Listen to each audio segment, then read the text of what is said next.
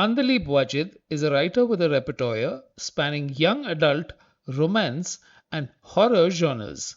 Her early influences were, as she puts it, derived from a family of storytellers, and she has eased into writing over 40 books in just 14 years and going strong. In a world where the cliche is that everyone has one book in them, Andalib has a stream inside her, and she taps into it with ease. What is her method?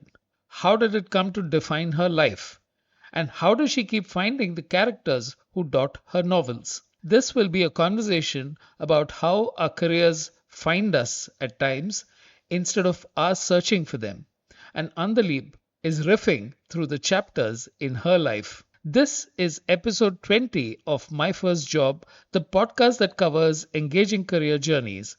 And every single one is full of twists, turns, and insights. I am Venugopal Nair, the host of the podcast and CEO of Ideascape Communications, an advertising agency into branding, creative, and design. So settle in, sit back, and enjoy the conversation. Andalib, welcome to the show. Hi, Venu. So Thank you for good, having me here. so good to have you on the show. It's wonderful to see that in a world where people say that not too many people are reading anymore, you continue to write away and attract a whole new legend of fans and introduce so many more people into writing. Thank you. So Thank you tell so me, much. what is a typical writing day like? I treat my writing like a job, not like a hobby. So I take it very seriously in that I sit down at my desk at, say, in the morning after I finish my breakfast or whatever at 9:30, 10. I don't write continuously. I try and finish a chapter or whatever I'm working on right now. Then I take a break and I have other things also. I do a bit of freelance writing on the side, some proofreading, a sort of other bread and butter job sort of thing. I devote some time to that. But I have like a very structured plan sort of thing, which I try to follow. Sometimes I'm not successful because of various things, family happening or generally, sometimes I'm just tired of writing. So I allow myself to take a break. I am my own boss and a very strict boss at that. So being writing so many books and publishing them has been made possible because of my commitment and being very strict with myself. Otherwise, it just wouldn't be possible. I mean, people Yeah, talk of discipline, but unless you follow it, structure, discipline, and sitting down every day and getting something out is one of the keys to getting this yes. going. It's, people think that writing has this very ephemeral air about it, and that it's something very arty, and you need to have this muse and all that stuff. And Right. I feel like it's my job. So I sit down, whether there is any muse or not sitting by my side, I don't know. So I just sit down and I write. I try to You summon the muse instead of the I muse. don't know. I don't know. So I sit down and write and I try to focus on getting this story forward, especially since I do quite a bit of self-publishing and I have to decide my own my publishing schedule every year. For me is not just about writing a book. For me, I have to take into factors like putting it out there, whether this is going to be self-published, whether I'm going to approach a publisher. So, making those decisions. There's a lot of conscious work that goes into being a writer today, for me at least. Right. I don't say this is the same for everyone. Like you said, everyone has a book in them, and I think that's very true. But at the same time, I'm kind of feel like I've gone beyond that thing where writing is not just my career, it's my job. It somehow pays my bills. This is all I've ever wanted. I just wanted to have a job where I can write stories. And I it's feel lucky wonderful and to hear privileged. a writer say that it pays the bills because that is the other No, part I of it. wouldn't say, it pays all the bills. I would say, Yeah, but it to is. a certain Yeah, extent, because there are certain privileges that I do have. yeah. So I never advise people to take writing as a full-time job, unless they have certain things that, that they're not, that doesn't affect them, things like rent and bills and all that. So if a lot of those things are taken care of, then you can consider writing as a full-time job. And having said Yeah. that, I have other things also. Like I do a lot of other freelancing stuff on the side. Okay. So writing pays the bills, but not. You know, one of the things I saw a session that you had done where you said you came from a family of storytellers. Yes. I thought that that's a beautiful way of getting the inspiration going early on. So, can you take us through some of those early bits? My father was a sort of very instinctive storyteller, He was an avid reader. And my mother is also a reader. She used to read, now she's stopped. They used to read a lot of books. And I think, so when my brother and I were small, there was no 24-hour access to entertainment like how it is today. So we would Yeah. trouble him sometimes. I think, especially because we were not in Bangalore. We had traveled to Kerala for his Ayurvedic treatment for something. So especially there, we were really bored, in the evenings. So he would sit down and tell us these stories, which he claimed was from this big book, which I had never seen in our house, So he kept saying it's from this big book and everything. So, and each day, so he would stop like at a cliffhanger, and he would say enough for today. So tomorrow, we would wait till that time when he would sit and continue the story. And later I got to know that there was no such book. He was making it on the go, My brother does that with his kids now. So he tells stories like that. He makes it up on the fly. I think, like even my nani, my maternal grandmother, also used to tell stories. She would recount stories that she'd read. She was also an avid reader. She would read all these Urdu stories and, books and novels. And so she would sit down and tell us something that she remembered. So I think that tradition of listening to a story, listening to something and imagining it happening somewhere in your mind, because that's the thing about listening to a story is something that takes a little bit of effort for the listener also to Yes. stay in one place and to not let your mind wander. So I think those things helped me in ways that I didn't really imagine. And I think when you said that your father was an instinctive storyteller about, stopping at the points where he knew he'd come back the next day, it's one of those well-known sort of Marketing, strategies that yes. everything from serials to Yes. the earliest serialized novels that used to appear in magazines. You Yes. didn't have subscriptions, but you Mm. had this draw where the Yeah. next week would have the next installment. And I think a lot of wonderful writers, especially in the vernacular, came Mm. out because of that constant draw that people had from, Yes. whether it Yes. is Ponniyin Selvan or, in Kerala, you had a whole lot of writers who did that. That was almost like a selling strategy. Where did your actual experiments with writing begin? I had this typical angsty teenage growing up where I was not sure of what I wanted to do. And also for me, talking about, say, 25 years ago, no, more than that. So around 28 years ago, maybe, life was very different in so many ways for a young Muslim teenager who's a girl. So there were certain expectations from the family about, getting married and having that I want to do something, but I didn't know what also. Along with, whatever when I was studying, and I got married when I was 19. So writing was a sort of way for me to just express all this angst inside. I kind of started writing fiction after I got married. So I had to finish college after my marriage. The year after that, when I was expecting my son, I was extremely bored. So I just sat and I started writing some short stories for children, and I sent it out. And I forgot about it because after my son was born, we were running between hospitals. He was not well for a while. So I forgot about it. And then one of the stories got published and seeing my name. So I had been published in the paper before this. Those were like very small instances, and I wasn't really sure I could do anything with that, because anyone can get an article published in the newspaper, but it doesn't really mean anything. I started writing these short stories for a children's supplement called Open Sesame. And that kind of, I would say, gave me this steady impetus to keep writing and sending because they kept publishing. And then after that, I moved to writing fiction for older people. And I've had a fair share of my struggles in a sense. Getting people to notice my writing was not easy 15 years ago. So, four of my short stories were in a collection, I think, which Deepa is also, her stories were also in that collection. That's how we got to know each other. So it's called Right. Curtains. So after that, I wrote a novel. I didn't know anything about writing a novel. I didn't know how to plot. I didn't know what a plot was. As in, I vaguely knew it, but I didn't know how to apply that knowledge while I was writing. Characterization, things which you learn as you keep reading and writing. So I was reading a lot, and a lot of Indian books, actually, books by Indian authors. Back in the early 2000s, Indian writing was not what it is today. You just had Right. Mitra Banerjee, you had Shashi Deshpande and Jhumpa Lahiri. So I read all their books. I even, read even the obscure ones. I used to look for them because I felt that I couldn't write a story. I had to write a story that I could relate to. And for me to be able to do that in a space where you didn't really see that many Indian women featured, unless they were NRIs. In Jhumpa Lahiri's books, most of them were NRIs. It took some time and some help from a few very good mentors. And I was writing. I wrote my first novel, and I sent it out to a lot of publishers. I had to physically take printouts and courier it to them, and hardly heard from them. Some refused. Some, like, if I had emailed them, some had just rejected outright.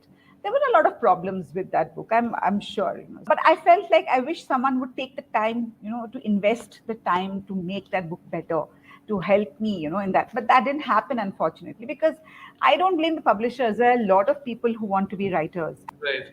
even though considerably less back then as compared to today. Today, everyone wants to be a writer. No one wants to actually write anything. They want to have written something. Everyone is more interested in the publishing as the perceived glamour is there now. Because writing Yes. is the most unglamorous job. You get up and you may not have showered or anything. You'll sit and write, and no one knows what you were looking like when you were writing a really good scene.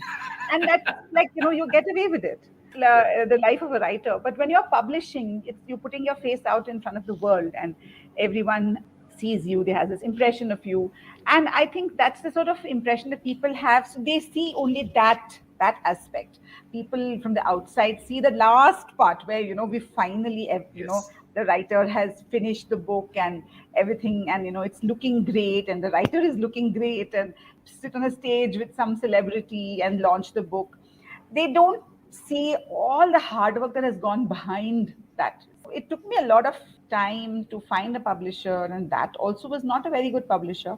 My first book came out with them, and then I subsequently published my second and third with Rupa. I mean, I shouldn't feel foolish about it, but 14, 15 years ago when I started writing and, trying to get published, I think everyone has that dream. You write one book and it gets published and you're like famous and everyone knows you. And obviously that doesn't happen right away. And Yeah. then it doesn't happen even after the second, third book. And after that, you kind of realize, okay, that's not going to happen. I'm going to write because I love writing. And it's literally one of the only things that I can properly do. So I Right. might as well do it. So I wrote and I published. In 2014, I decided I'm going to take a 1 year break from writing, because by then I had finished writing 10 books and only some five had been published. So that You'd itself, already written 10 by that time. yeah. And I was Okay. very disheartened with the publishing world. I said, I can't just keep writing and wait for this, to be picked up. And I don't even know if it's going to be picked up. I don't even know if anyone's going to publish it. What's the point of me accumulating all these books like this? And Right. self-publishing was not something I was comfortable with back then. I didn't really understand how it worked. So I took a break from writing. And that year, I had four books come out. So Okay. more than this biryani and a trilogy, which I had, a young adult trilogy called Tamanna Trilogy.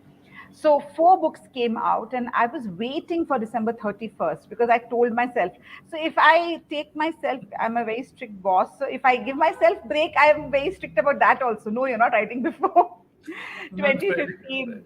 Jan Okay. 1st, 2015, I just started. So I was like, I can't wait. And I told myself, I am never doing this again. This 1 year break was a very stupid idea, because I think, in a way, writing is a sort of addiction also for me. I had deprived myself of that. So it's a bit complicated trying to explain how writing is. No, just to interject, I think when you said you took that break, you actually stopped doing what you really like doing. It was almost like somebody who loves food and Yeah. intentionally starve yourself to the point where you're probably bursting with ideas when you come back to it all over Yeah, again. yeah. No, but that was like, I told myself that I'm never doing this again. At the most, I'll Okay. take a break for maybe 1 or 2 weeks or a month, but that's it, never Okay. a year.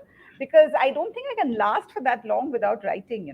Writing has a lot of psychological aspects to me, for me. So for me, Right. kind of feel very good about myself when I'm writing. It's a sort of, I think it's a lot to do with, whatever the psychologists must be calling dopamine or and all that. It feels good when I'm writing. Yeah.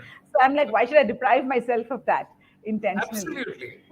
Now, when you're actually writing, go ahead and write, let's say, 1,000 words, 2,000 words, and then stop to review it. Though, in retrospect, sometimes what you think is bad when you read 4 days later may actually be good, and vice versa. Yeah. It's not possible to take leave from a job just because you don't feel like it. So I don't, I sit down and I, if not specifically writing, then something, see, writing for me means there are so many things. I have all these notebooks where I make notes. So if I don't feel like doing the actual writing, I sit and make notes, which is mostly me doing a lot of stream of consciousness scribbling, trying to get things. So in that way, when I get back to the writing, the words flow easily. So I have notebooks with me, which I kind of carry with me wherever I'm going. I use them to jot down my thoughts about that particular story. I am obsessed with notebooks. Notebook is just for this book, for this novel or this series, so I'm not going to mix it up. So for that way, I have a lot more notebooks that way. So I don't feel like when I sit down to write, it's not about the word count. The word count is something that I do subconsciously look at when today, okay, so I've written this much. But for me, it's more like, if I'm able to finish a chapter.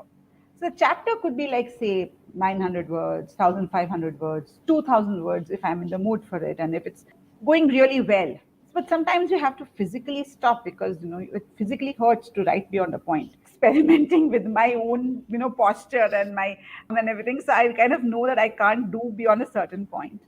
And my Right. body kind of tells me that it's time to stop. Because sometimes when I start typing, when I'm very tired, I start making a lot of typos. I know that, okay, this is my brain is also not working, my hands are also not working. It's time to take a break, So, when it comes to your journey as a writer now, you've been writing for 14 years. What is the internal change?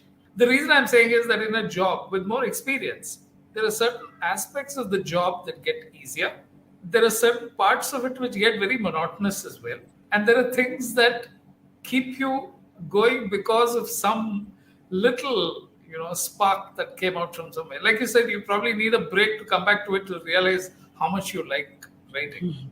When you're thinking of your characters, like you said, you make notes and then you're thinking about these characters, and now you're almost assigning one notebook to each, the plot points, and then saying, okay, this is how it comes, which is, I think, a much more organized way of feeding that inspiration, because then becomes, okay, I know that this particular thing, so you open that and Yes. certain connections happen, It's and then very you say, okay, tangible, this will happen. and it's not something that's just in my mind, when I put it down Yeah. on paper. And of course, my mind, I'm very liable to forget something that I might have thought of. So when I look back, certain things pop up at me. As for what you asked about the evolution over the years, my writing has definitely become faster, in the sense I physically type also very fast. So I think that kind of also helps. So that, and I think, being able to see the end of the book much before, like earlier, it was not easy for me to see the end of the book. And I would have a vague idea of how it's going to end. If it's a romance, it's obviously going to be a happily ever after sort of thing. But, you have to reach that point. You have to create the conflict, a believable conflict. And then you have to make sure that reasons for that conflict are explained, and then that conflict goes away, and then the protagonists can finally be united or whatever. It used to take me a lot of time to figure that out. I would go around in circles. Now I feel it's faster. I kind of have an idea of how to make things happen, and what to do. I think the technique has improved. The writing is much more, I would say, contemporary. So as I've grown older, I feel like I've started writing younger. So I don't know. Can Yes, grow much younger over the yes, years. yes.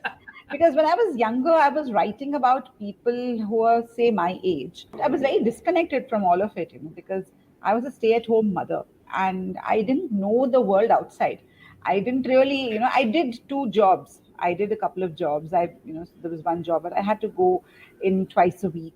That kind of really helped expand my worldview. And for me, all the jobs were all like fodder for my books. So all the jobs and all the people and all the politics and everything. So I was like, you wait, it's going to show up in some book somewhere. It's going to appear in a So book sometime. I was very disconnected from the world as such, apart from whatever I saw on TV and all that, and or read on the internet, and I was not happy about that. In the sense, I felt like, first of all, I've lived a very limiting life.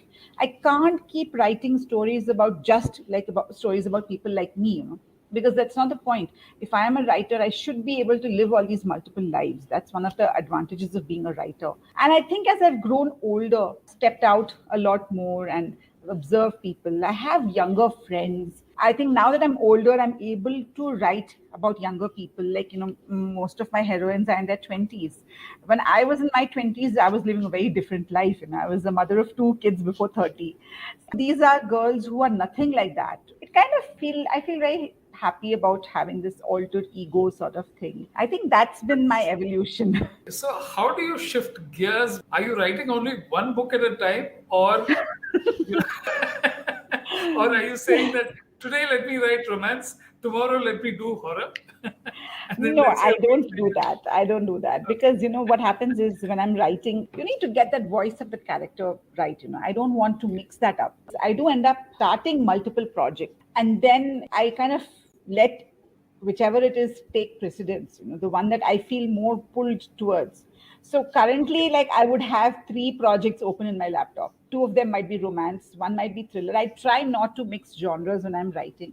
Sometimes it helps, because sometimes I do get very bogged down by if I'm writing romance and romance at the time. End of it, I'm so fed up. I'm going to convert this into a thriller. I'm going to make them kill each other or something. So so I don't. So to prevent that from happening, I see which kind of pulls me in. So I was doing that right now. Also, I was working on two books at the same time. One book has suddenly gone on to 28,000 words. The other one is still in the early, like 12,000 words. So I'm like, okay, I'll finish this one first and then come back to this. Right. But I've kind of brought it up to that point. So it's not like completely starting afresh. So I don't tell myself that let me finish this and then start. So if I feel like I need to start, I just start and then I make notes so that I can come back to it. I am also a very instinctive writer in that, but I also plan things. So if I'm writing about something, I make plans, extensive plans about what's going to happen in the book. As a reader, what kind of books do you like? I like reading crime fiction. I enjoy romance. I really like police procedurals, mysteries, and not that much of a fan of true crime, but I like crime fiction, thrillers, and those sort of things. I my favorite, all-time favorite. Not a very big fan of literary fiction because I feel like I don't have the mental energy and the time that it asks from me to sit down and put myself in, because when you're reading literary fiction you have to give a bit of yourself also when you're reading it. One thing I don't read at all is non-fiction. My son reads non-fiction. Is this really my son? How can he read non-fiction? Yeah, and I love fantasy, young adult fantasy, lots. So I basically read whatever I can except non-fiction. Okay. Are you a storyteller mom as well, like your nanny was and your father was? Not so much. When my kids were small, maybe I would tell them some scary story to scare them to sleep more than anything else. So, not so much of a storyteller mom. And, they don't have the patience to sit with me, and I don't have the patience with them. Yeah. They're all grown up now. Both of them are grown up. So. But with the younger kids, I enjoy like reading from a book, and with my nieces and nephews and all that. I enjoy that. So It's an amazing thing as to how you write fiction, but you also enjoy reading fiction. It's not that you're satiated and then you say, okay, I want to go back to what I was on a daily no, basis. I come across a lot of writers who don't read much. They want to write, but they don't want to read. So I find that very strange, because it's like Yeah. one of the basic tools to be a writer is to read. So if you don't read, what's going to happen is that you're going to get an idea. I have the best idea in the world. If you don't read, you don't know. You wouldn't know that, say, Stephen King would have written it like in 1975, or someone else would have written Yeah. it long ago. So, if you don't read, then you won't know what's out there, Right. and reading for enjoyment is something, reading Yeah. has a lot of goals associated with it today. Reading for enjoyment is not something that's considered very seriously these days. Yeah. People have these reading goals, and they have these bookstagrams where they will put up very aesthetically designed photos of a book that they've read. I mean, I love it when they do with my books, but I'm like, I hope that It's, a, they've read the book also, it's, because some a, of the covers it's are so almost like pretty. you're keeping a yeah. It's like you're keeping accounts of how much you spent and where did you spend it and stuff like that. You have a Yeah. lot of these bookstagram accounts who are doing great work when it comes to promoting books, But it's become this whole ecosystem, where Yeah. publishers send books to these Instagrammers, and they will post, make a beautiful looking post. But I'm like, have you read the book? What did you think? When I see the reviews on Amazon, especially, everyone wants to know when's the next book coming out. But I'm like, what about this one? What did you like about Yeah. this one? So especially if it's a series, a connected series, which really does well on Amazon, that's what everyone wants to know. We want to know what's happening to the next couple. When is their story coming out? So those are the things. I mean, so reading, I feel like, to a certain extent, taken a back seat, in the sense there's so much more competing for it. As compared to before. Before, when we were kids, we just had reading. We didn't have, Right. we had TV would come at very specific times, Very true. and after that, there was nothing to watch on TV. So for us, our entertainment was TV. And today, entertainment is not even a question. There's so much, and you don't know what to choose. So if someone actively chooses to read a book, it's amazing, I feel, because they have put aside Yeah. temptations from Netflix and everything else to sit with a book. There are readers Right. today, Yeah. and What about different forms of writing, meaning movie scripts and stuff like that? Is that something that you've ever looked at seriously? I kind of want to, but at the same time, I think, so I'm a huge loner when it comes to writing. I'm not a very Okay. collaborative person, although I have collaborated with two of my friends, and we've brought out two series together last year and this year. That's a different deal, because these are my friends. So I can just tell them anything. But I think with writing for movies and all, it's an extremely collaborative effort, and also physically you need to be present. I think, especially in India, you need to be in Bombay, you need to be part of that writer's room. So those are things I don't see myself doing. I mean, if I was, say, 20 years younger, if I was, like, unmarried and didn't have children, so maybe those are things. And if I was from a different, a more open and open and broad-minded community and family, then those are things I could have pursued. But I don't feel like I've missed out on something. So I'm like, it's Okay. okay. I'm happy with this. So someone make a movie out of my book and pay me good money, and I'll be more than happy. More than happy to Yeah. see that change now. One of the Yeah. things that I've found which is really different between advertising films and, let's say, the real film or books is that you have to develop character. The character is someone who starts out with a name and a job or whatever it is in a certain situation. And then you expand on that whole thing. You give them characteristics, you give them situations. Advertising relies on stereotypes. So you've got to make out in the very first, couple of seconds as to where is this family, what is the relationship, and 30 seconds later the story's over. Which is why probably a lot of advertising filmmakers have not really transitioned to the 2.5 hour format. But But a lot of you're a advertising is very no, no. no, Sorry, you're a sorry. very atypical writer because I think in 3 months, if you finish a book, that is not the normal rate at which people operate. They, No, on I an can average, finish a book in 1 month. wow. So 3 months is like when I'm being very easy with myself. Hey, Okay. it's okay. Aaj nahi to theek hai. Tomorrow I will write. Then I take 3 months. If I religiously sit and write every day, then I can easily finish a book in a month, 40 days at the most. No, what you were saying about advertising, but there are a lot of people from the advertising world who are, uh, doing really well as writers. You have Right. Anuja Chauhan, Judy also. So, Right. so Yeah. No, I I think, meant more they've about the come film from a part. very different. I think their approach to writing is very different. I'm very fascinated by it. So I'm a very different Like I said, self-taught and instinctive writer. So I find that very fascinating. You're self-taught. That is one of the things which I believe is it's almost instinctive, because it's Hmm. not as if you've got this whole examples at home which you've followed. There was this nice podcast where Mridal Pandey talks about her mother Shivani sending out the serialized novel to Dharmyog. And she Hmm. said her mother used to write at the kitchen table, and she used to write between meals. And she used to write between, so it's not as if she was able to set up a time. She had to find the time, she had to sit down and write and then do it. Writing is something that keeps you uh, inspired. It's something that you need to do because it helps you in so many ways. See, I feel that, women writers have it very tough. We are handling multiple things which, male writers have no clue about. If you're a woman, if you're a mother, if you're a homemaker, whatever, or if you're a career person, then it adds along with all these things. Like you're a home, you have a family, you have people who depend on you. I see male writers posting about how they lock themselves in their room for, say, 6 hours. Came out with this, I finished 3 chapters, 4 chapters, 5 chapters. In my head, you won't believe the sort of values I will give that man.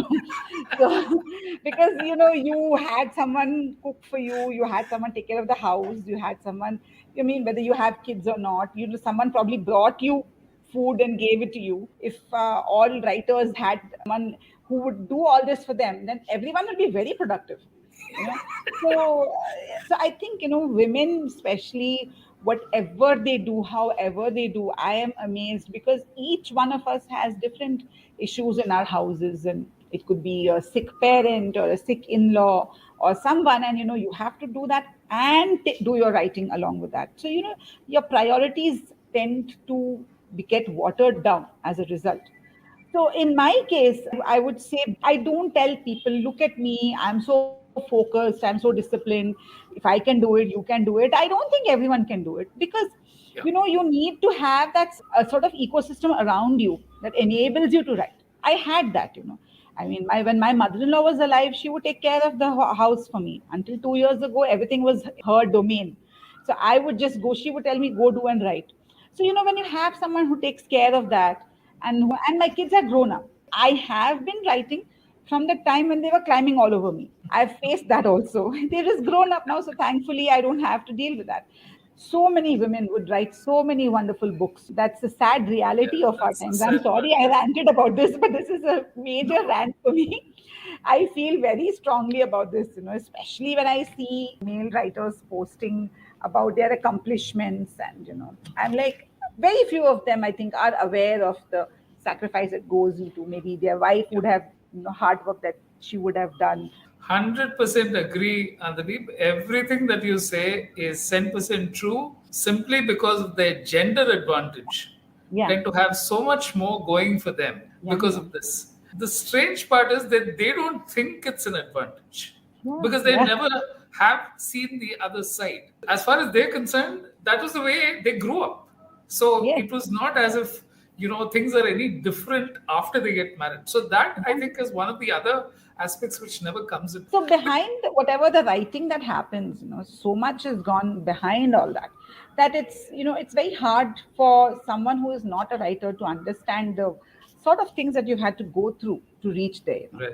I mean, I'm not saying all women are suffering. To a certain extent, there are some people who can afford to have help, who can afford to have people taking care of the bills and all that stuff. So it's not like, it's not like a one size fits all. But overall, women have to struggle harder. Like a man says he locks himself in his room for 6 hours. If a woman was to do that, the house would be burnt down by the time she comes out. So there won't be any house left.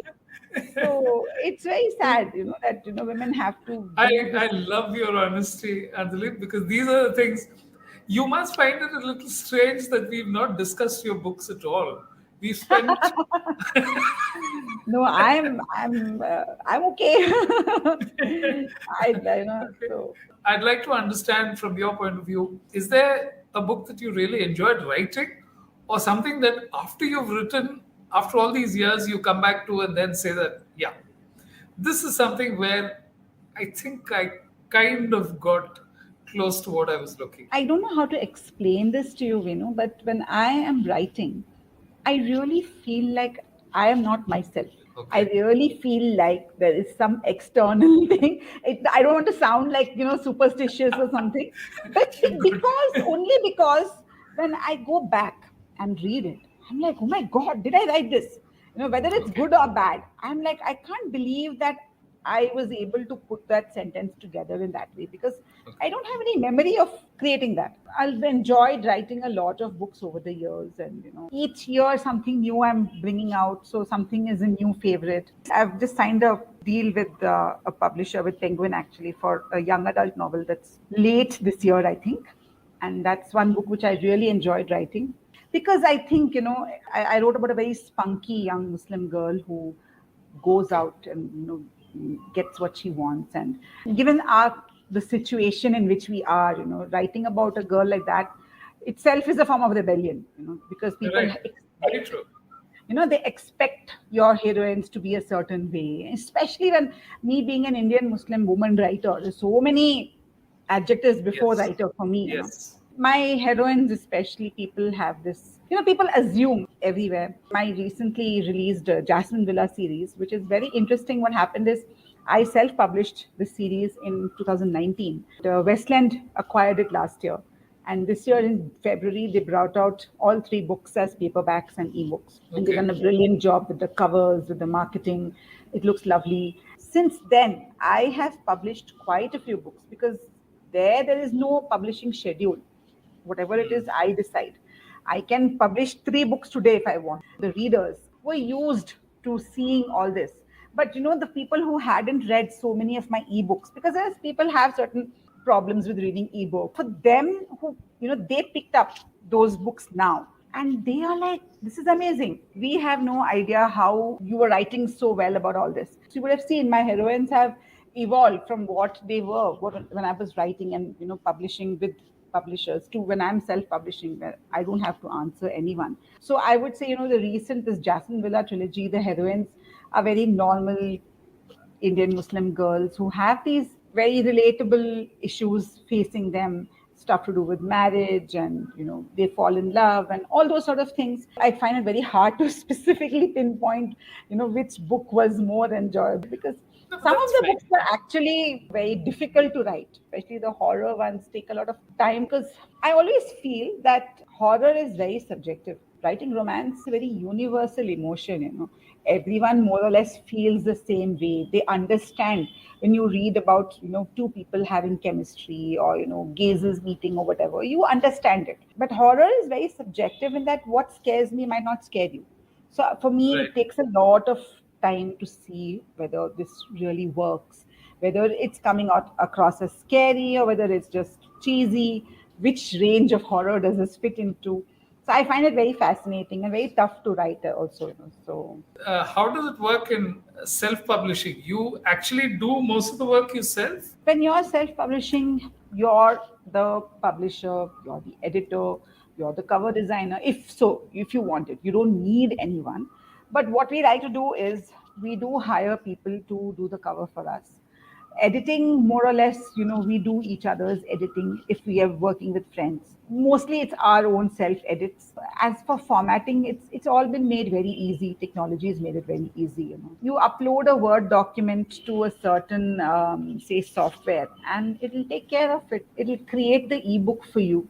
You just have to upload it on the Amazon backend. So you end up doing all the work and you end up taking all the money.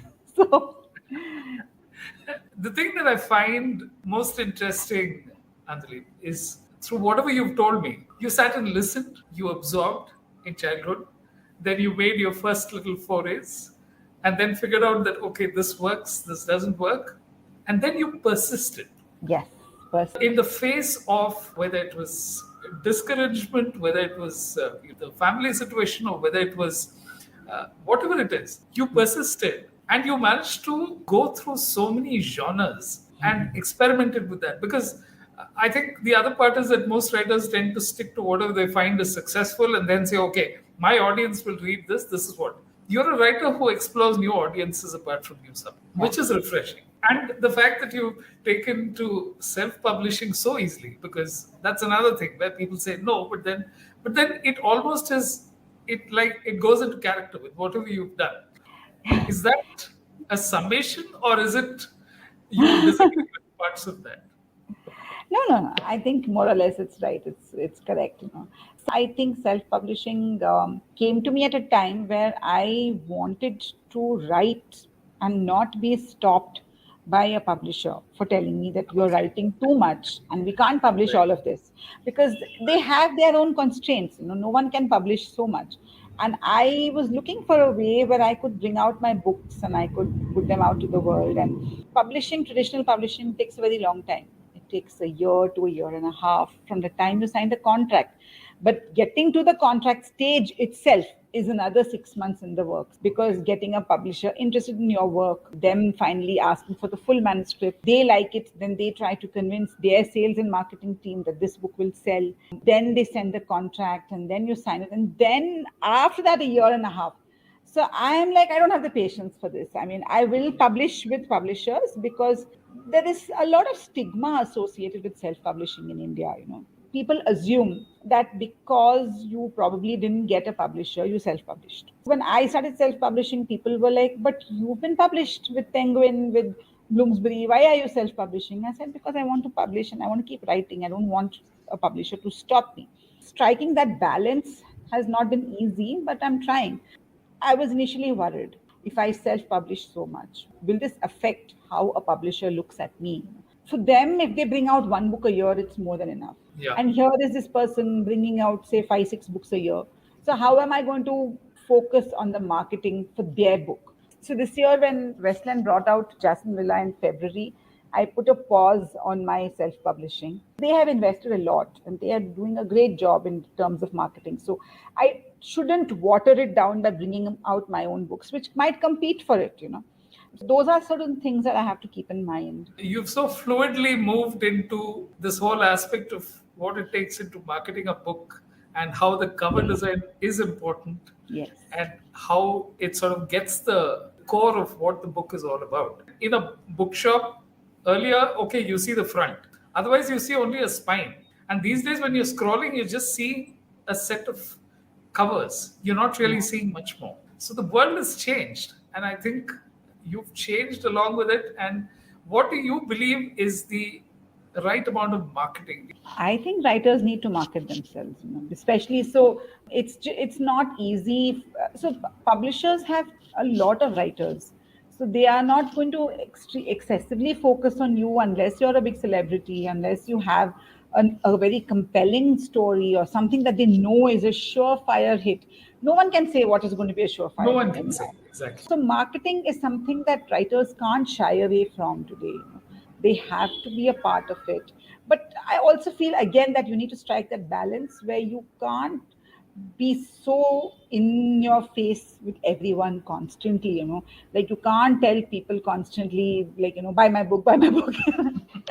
People are going to hate you after that. The moment they see Yeah. you come somewhere, they'll run in the opposite direction. So Right. you have to strike that tasteful balance where you know that you are selling your book, but you're not selling yourself, and you have to figure out how to make sure that you come out of this still with a few friends left. So Right. writers, ideally, what we want to do is to be left alone to do our writing. We don't want to be all this, but then everything comes with this set of expectations.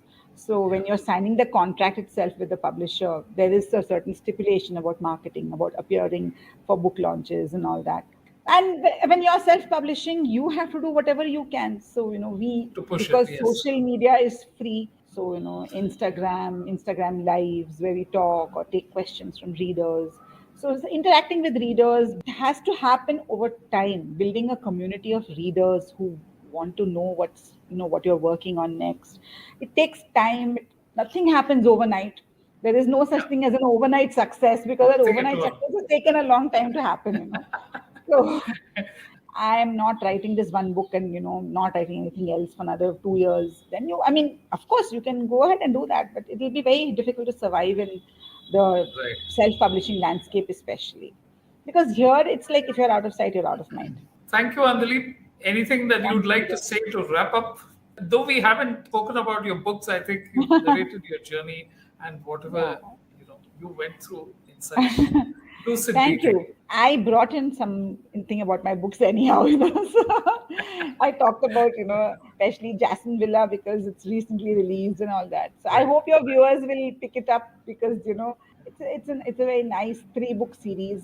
I Right. think this was great. I enjoyed talking to you, Venu. It was, I Wonderful. hope that, you were able to, since we didn't specifically talk about my first job as such, because, Yeah. even though I did have a No, job, but I I think think it's writing a has always continuum. been And like a, thank you, Andaleeb, for coming on the show. And it's been thank you. a real pleasure. Thank you. Bye.